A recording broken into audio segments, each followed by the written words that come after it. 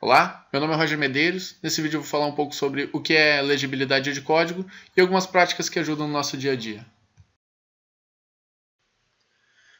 A gente perde muito mais tempo lendo o código-fonte do que codificando o próprio código. Então, não faz sentido a gente tentar economizar nome nas variáveis, economizar nome no nome de métodos. Então, tentar descrever o máximo possível o que o método faz na sua declaração, variáveis explicativas. O nome da variável deve ser efetivamente o que ela armazena, o estado que ela guarda.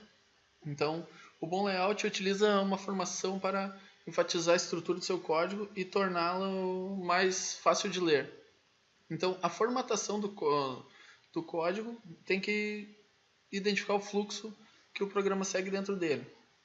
Aqui a gente tem um exemplo que segue mais ou menos o padrão que a Microsoft sugere, que é as chaves serem abertas em uma nova linha, diferentemente do Java, que a chave abre na linha após a instrução. Então, é muito importante também a gente utilizar as configurações do editor, recuo inteligente, recurso de 4 caracteres, salvar tabs como espaço. Então, isso aqui é a sugestão da Microsoft. O que a gente pode, mas o mais importante de tudo é toda a equipe utilizar a mesma configuração para todo mundo codificar da mesma forma. Então, escrever uma instrução por linha, não como o C Sharp ele utiliza ponto e vírgula para finalizar a instrução, a gente pode escrever mais de uma instrução por linha, mas não fica legível. Então, é escrever uma instrução por linha, fazer a indentação do código com tab ou 4 espaços. Os nomes dos métodos e variáveis devem fazer sentido, que é o que a gente falou no início. Aqui eu tenho um método div, que recebe dois inteiros, n1 e n2. Então, se n2 for igual a zero, ele faz uma exceção, senão ele retorna a divisão. E o que a gente tem aqui é uma otimização desse código, que é trocar o nome do método para dividir números inteiros, que recebe dois parâmetros, o dividendo e o divisor. Então, se o divisor for igual a zero, ele dá uma exceção, senão ele retorna o dividendo dividido pelo divisor, o que torna muito mais legível o código, além do comentário ali em cima que ajuda no IntelliSense. Agora, quando eu notei isso quando eu instalei o Visual Studio 2017, ele está sugerindo a inicialização de simplificar a inicialização de objetos. Que eu tenho aqui um novo quadrado e já seto as propriedades, tá? Então, o Visual Studio 2017 tem sugerido essa inicialização de objetos, que é já declarar as variáveis dentro dele ali. Daí evita ficar redigitando ali o nome do objeto. Concatenação de strings não é um assunto fácil, porque tem gente que escreve a Bíblia em strings, então usa-se o mais para concatenar strings, certo? E eu acho mais elegante utilizar o string prompt format, que a gente não precisa fazer conversão de tipo, ele já formata direitinho.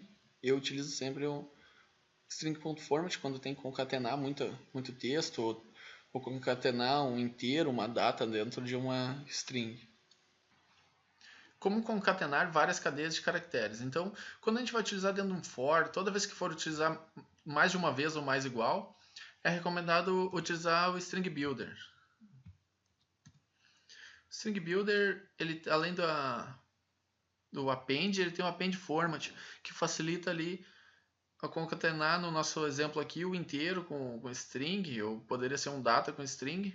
Só o append format ele já fica bem mais limpo o código.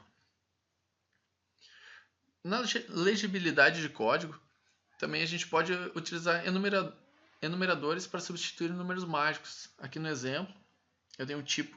Caso o tipo seja igual a zero, ele retorna zero. Se for o tipo igual a 1 no cálculo do valor de CMS, ele retorna a base de cálculo vezes a alíquota. Se não, ele retorna a base de cálculo menos o redutor de base de cálculo vezes a alíquota. Então a gente não sabe o que é o zero, o que é o 1. Para isso a gente pode utilizar o enumerador. Então a gente tendo um enumerador, a gente sabe que o 0 é não tributado, que o 1 é tributado integralmente, e o 2 seria o tributado com redução de base. Assim, num código um pouco mais complexo, fica fácil de entender sem ter que avaliar ali a fórmula para entender o que está fazendo. Então aqui a gente tem o mesmo código, substituindo os números mágicos pelo enumerador. Então, se tipo de ICMS for igual a não tributado, retorna 0. Se for tributado integralmente, é base vezes alíquota. Se não, aplica a redução de base vezes alíquota. Se não, dá uma exceção de tipo de ICMS não implementado.